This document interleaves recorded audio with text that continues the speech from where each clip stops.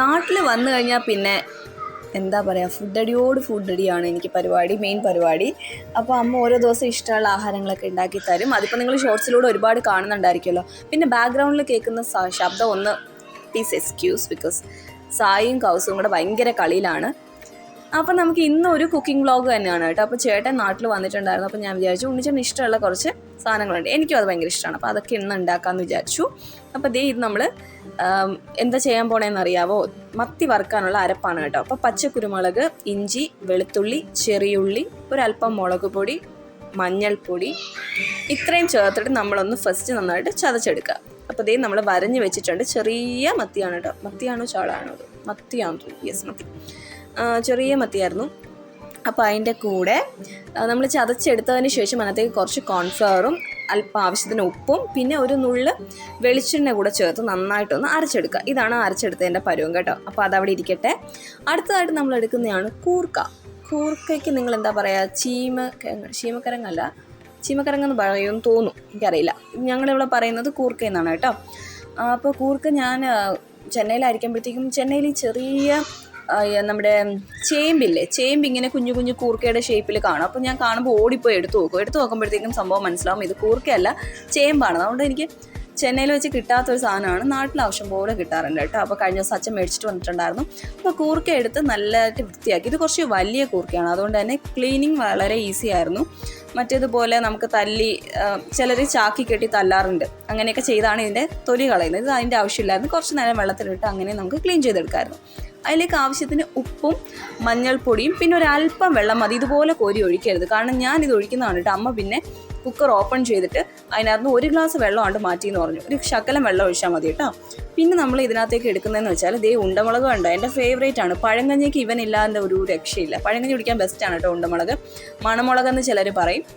അപ്പോൾ അതെല്ലാം കൂടെ ചേർത്തിട്ട് ഞാനൊരു മിക്സ് ഉണ്ടാക്കും. അതിനകത്ത് എന്തൊക്കെയുള്ളതെന്ന് വെച്ചാൽ സവോളയുണ്ട്, പിന്നെ ക്രഷ് ചില്ലി ഉണ്ടെങ്കിൽ നമ്മുടെ വറ്റൽമുളക് ചതച്ചതുണ്ടെങ്കിൽ ഏറ്റവും നല്ലത്. അതില്ലാത്തതുകൊണ്ട് ഞാൻ കുറച്ച് കണ്ടിച്ചിട്ടു, ഇങ്ങനെ മുറിച്ചിട്ടു. പിന്നെ നമ്മുടെ മണമുളക്, പിന്നെ വെളുത്തുള്ളി, പിന്നെ അതിനകത്ത് എന്താ ചേർത്ത് വെളുത്തുള്ളി ഇത്രയേ ഉള്ളൂ. അതായത് സവോള, ചെറിയുള്ളിയും കൂടെ ചേർക്കണേ. ചെറിയുള്ളി, മണമുളക്, വെളുത്തുള്ളി ഇത്രയും കൂടെ ചേർത്ത് നന്നായിട്ട് കൈ കൊണ്ടൊന്ന് തിരുമ്മി പിടിപ്പിച്ച് വെച്ചേക്കുക. കാരണം അത് തിരുമ്മി പിടിപ്പിക്കുമ്പോൾ അതിൻ്റെ ഒരു ടേസ്റ്റ്, നമ്മുടെ എന്ത് സാധനമാണെങ്കിലും നമ്മൾ ചതച്ച് കൈ കൊണ്ടൊക്കെ ഒന്ന് ഞെരടി ചേർക്കുമ്പോൾ അതിനൊരു പ്രത്യേക ടേസ്റ്റാണ്. അതിന് മുമ്പ് കൈ വാഷ് ചെയ്യാൻ മറക്കരുത്, ഓക്കെ. അപ്പോൾ ഇതെല്ലാം കൂടെ നന്നായിട്ട് ആ ക്രഷ് ചില്ലി നമ്മൾ കുഞ്ഞുങ്ങൾക്കും വലിയവർക്കാണ് എരിവ് ഇഷ്ടമുള്ളവരാണ് എന്നുണ്ടെങ്കിൽ നിങ്ങൾക്ക് ക്രഷ് ചില്ലി എത്ര വേണമെങ്കിലും ചേർക്കാം കേട്ടോ. അപ്പോൾ അതവിടെ ഇരുന്നോട്ടെ. നമ്മുടെ കൂർക്ക വേകാനുണ്ടല്ലോ, അപ്പോഴത്തേക്കും നമുക്ക് മീൻ ഫ്രൈ ചെയ്യാൻ വെക്കാം. ഒരു നോൺ സ്റ്റിക്ക് പാനാണ് ഇവിടെ എടുത്തേക്കുന്നത്. അതിനകത്തേക്ക് നല്ല വെളിച്ചെണ്ണ ഒഴിച്ചതിന് ശേഷം നമുക്ക് എടുത്ത് വെച്ചേക്കുന്ന ഫിഷ് എല്ലാം ഇങ്ങനെ ഇട്ട് കൊടുക്കാം. നിരത്തി ഇടാം. അപ്പോൾ നമുക്ക് എല്ലാവർക്കും ഇവിടെ ചാള ഭയങ്കര ഇഷ്ടമാണ്. ചാള അല്ലെങ്കിൽ മത്തിയായ ഇനത്തിലുള്ളത് ഭയങ്കര ഇഷ്ടമാണ്. കുഞ്ഞുങ്ങൾക്ക് കഴിക്കാൻ ആവശ്യത്തിനായിട്ട് അമ്മ എന്ത് ചെയ്തു, 2-3 കഷ്ണം ചൂര കൂടെ വറുത്തിട്ടുണ്ടായിരുന്നു. അവർക്ക് ഈ മുള്ളില്ലാത്തത് കൊടുക്കാമെന്ന് വെച്ചിട്ട് ചൂരയും കൂടെ വറുത്തു. അപ്പോൾ അതിനി അവിടെ ഒരു മീഡിയം ടു ഹൈ ഫ്ലെയിമിൽ വെച്ചിട്ട് നന്നായിട്ടൊന്ന് ഫ്രൈ ചെയ്തെടുക്കും. നല്ല ക്രിസ്പി ആയിരിക്കും കേട്ടോ. നമ്മൾ കോൺഫ്ലവർ കുറച്ച് ചേർത്തിട്ടുള്ളതുകൊണ്ട് നല്ല ക്രിസ്പി ആയിട്ട് കിട്ടും. പിന്നെ അറ്റത്തായിട്ടിരിക്കുന്നത് അമ്മ വറുത്തരച്ച് വെച്ചിട്ടുള്ള ചൂരക്കറിയാണ്. ഇപ്പോൾ അതും ഒരുവിധം സെറ്റ് ആയിട്ടുണ്ട്. ഇനി നെക്സ്റ്റ് എന്ന് പറയുന്നത് നമ്മുടെ ചമ്മന്തി ഉണ്ടാക്കാൻ പോകണം കേട്ടോ. അപ്പോൾ ചമ്മന്തിയിലേക്ക് നിങ്ങൾ ആരെങ്കിലും മല്ലി ചേർക്കുമെന്ന് പറയണം. ഞാൻ മല്ലി കുറച്ച് ചേർക്കാറുണ്ട്. കണ്ടല്ലോ എത്ര എടുത്തതെന്ന്. ഒരു പാൻ വെക്കാനകത്തേക്ക് വെളിച്ചെണ്ണ ഇടാതെയും നമുക്ക് ചെയ്യാൻ പറ്റും. അതിലേക്ക് കുറച്ച് ഹോൾ മല്ലി ഇട്ട് കൊടുക്കുക. അതിനകത്തേക്ക് പിന്നെ ചെറിയുള്ളി ചേർക്കുക. ചെറിയുള്ളി എത്ര ചേർക്കുന്നോ അത്രയും സ്വാദാണ്. ഇഷ്ടാനുസരണം ചേർക്കാം. പിന്നെ അതിനകത്തേക്ക് 2 കഷ്ണം ഇഞ്ചി ചേർത്ത് കൊടുക്കുക. പിന്നെ അതിനകത്തേക്ക് വരുന്നതെന്ന് വെച്ചാൽ കറിവേപ്പിലയാണ് കേട്ടോ. കറിവേപ്പില നിങ്ങൾക്ക് ഇഷ്ടം എങ്ങനെയാണെന്ന് വെച്ചാൽ അതിനനുസരിച്ച് ചേർക്കാം. ഭയങ്കര ഹെൽത്തി ആയിട്ട് വേണമെങ്കിൽ കറിവേപ്പില ഒത്തിരി ചേർത്താലും നല്ലതാണ്. ഞാൻ ഒരു ആവശ്യത്തിന് മാത്രമേ ചേർക്കാറുള്ളൂ. എന്നിട്ടിത് ആദ്യം അതെല്ലാം കൂടെ ഒന്ന് നന്നായിട്ട് ഫ്രൈ ചെയ്തെടുത്തതിന് ശേഷം, ഫ്രൈ ചെയ്യേണ്ട, കുറച്ച് നേരം ഒന്ന് സോട്ട് ചെയ്തെടുത്തതിന് ശേഷം അതിനകത്തേക്ക് തേങ്ങ ഇട്ട് കൊടുക്കുക. അതിനുശേഷം അതിനകത്തേക്ക് നിങ്ങൾക്ക് ആവശ്യത്തിനനുസരിച്ചിട്ടുള്ള മുളക് പൊടി ചേർക്കുക. ഞാനിവിടെ മുളക് പൊടി ഒരു നിറത്തിന് വേണ്ടി മാത്രമാണ് ചേർക്കുന്നത്. കാരണം ഉണ്ണിച്ചേട്ടന് ഏറ്റവും ഇഷ്ടമുള്ളൊരു സാധനമാണ് ആ മണമുളക് എന്ന് പറഞ്ഞില്ലേ, ഉണ്ടമുളക് അല്ലെങ്കിൽ മണമുളക്. അത് വെച്ചിട്ട് ചമ്മന്തിയൊക്കെ അരച്ചാൽ ഭയങ്കര ഇഷ്ടമാണ്. എനിക്കും അതിൻ്റെ ടേസ്റ്റ് ഭയങ്കര ഇഷ്ടമാണ്. അതുകൊണ്ട് തന്നെ ഞാൻ കുറച്ച് ആ ഒരു നിറത്തിന് വേണ്ടി മാത്രം മുളക് പൊടി ചേർത്തിട്ട് പിന്നെ അത് നമ്മുടെ മണമുളകും കൂടെ ചേർത്താണ് അരച്ചെടുത്തത്. അപ്പോൾ അരച്ചെടുക്കുമ്പോൾ ഈ ഒരു രീതിയിൽ വരണം. അതിനകത്തേക്ക് നോക്കിയാൽ നമുക്ക് കുറച്ച് മല്ലിയുടെ കഷ്ണം കാണും. അരഞ്ഞങ്ങ് ചതഞ്ഞ് പോവാണ്ട് മഷി പോലെ ആക്കാണ്ട് അരച്ചെടുക്കുക. അതേ നമുക്ക് മുളകൊക്കെ കിട്ടും കേട്ടോ. ഈ രീതിയിൽ നമ്മൾ അരച്ചെടുക്കുമ്പോഴത്തേക്കും വേണമെങ്കിൽ നിങ്ങൾക്ക് കുറച്ച് വെളിച്ചെണ്ണ കൂടെ ചേർക്കാം. അതാകുമ്പോൾ നമ്മുടെ ചമ്മന്തി റെഡിയായി. അത് കഴിഞ്ഞിട്ട് വീണ്ടും ഒരു ചീനിച്ചട്ടി വയ്ക്കുക. അതിനകത്തേക്ക് വെളിച്ചെണ്ണ ഒഴിക്കുക, കടുക് ഇടുക, കറിവേപ്പില ഇടുക. പിന്നെ നമ്മൾ ഞെരടി വെച്ചിരുന്ന ആ കുറുക്കിക്ക് വേണ്ടിയിട്ട് ഞെരടി വെച്ചിരുന്നില്ലേ സവാളയുടെ ഒരു കൂട്ട്, അത് അതിനകത്തേക്ക് ഇട്ട് നന്നായിട്ട് മിക്സ് ചെയ്യുക. മിക്സ് ചെയ്ത് അത് ഒരുവിധം വഴണ്ട് വരുമ്പോഴത്തേക്കും അതിനകത്തേക്ക് നമ്മൾ എന്ത് ചേർക്കണം?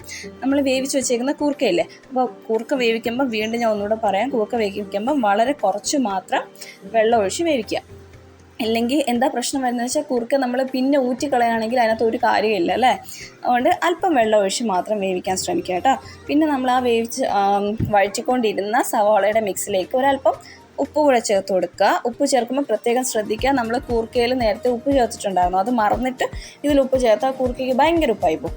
അതുകൊണ്ട് തന്നെ കുറച്ച് ഉപ്പ് ചേർത്തതിന് ശേഷം പിന്നെ നമുക്ക് ഒരു ചെറിയൊരു എരിവിന് വേണ്ടി മാത്രം മുളക് പൊടി ചേർത്ത് കൊടുക്കുക. അതുപോലെ തന്നെ മഞ്ഞൾപ്പൊടി ഒരല്പം ചേർത്ത് കൊടുത്തിട്ട് ഇത് നന്നായിട്ട് മിക്സ് ചെയ്യാം. പിന്നെ ഇതിൻ്റെ ഒരു പരുവെന്ന് പറഞ്ഞാൽ ചിലർക്ക് നല്ല ആ ഒണിയനൊക്കെ ഫ്രൈ ചെയ്യുന്ന രീതിയിൽ ചെയ്യുന്ന ആൾക്കാരുണ്ട്. കൂർക്ക മെഴുക്കുവരട്ടി വയ്ക്കുമ്പോഴത്തേക്കും സവോളയൊക്കെ നല്ല വറുത്തെടുക്കും. അങ്ങനെ എടുക്കുന്നത് ഭയങ്കര ടേസ്റ്റാണ്.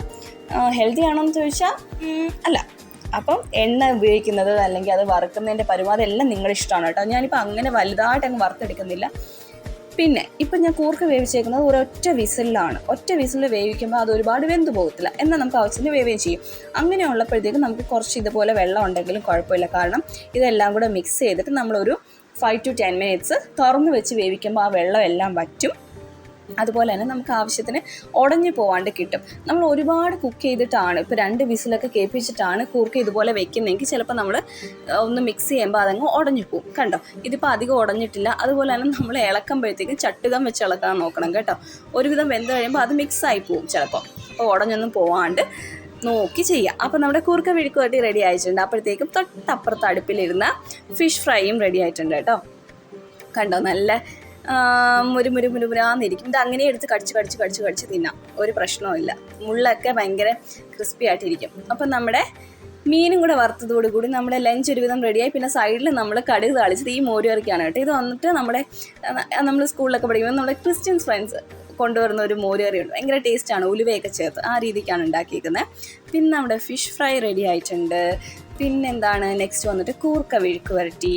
പിന്നെ നല്ല ഒന്ന് വറുത്തരച്ചെന്ന് പറയാൻ പറ്റില്ല, എന്നാലും ഒന്ന് ചൂടാക്കി അരച്ചെടുത്ത ചമ്മന്തി. പിന്നെ കപ്പ ഉണ്ടായിരുന്നു കേട്ടോ, കപ്പ ഇല്ലാണ്ട് ഞങ്ങൾക്ക് ഊണേയില്ല. പിന്നെ കേര മീൻ കറി, അത് വറുത്തരച്ച് വെച്ചേക്കാണ്. അപ്പോൾ ഇന്നത്തെ ഈ ഒരു ഊണ് നിങ്ങൾക്ക് എല്ലാവർക്കും ഇഷ്ടപ്പെട്ട് കാണുമെന്ന് വിചാരിക്കുന്നു.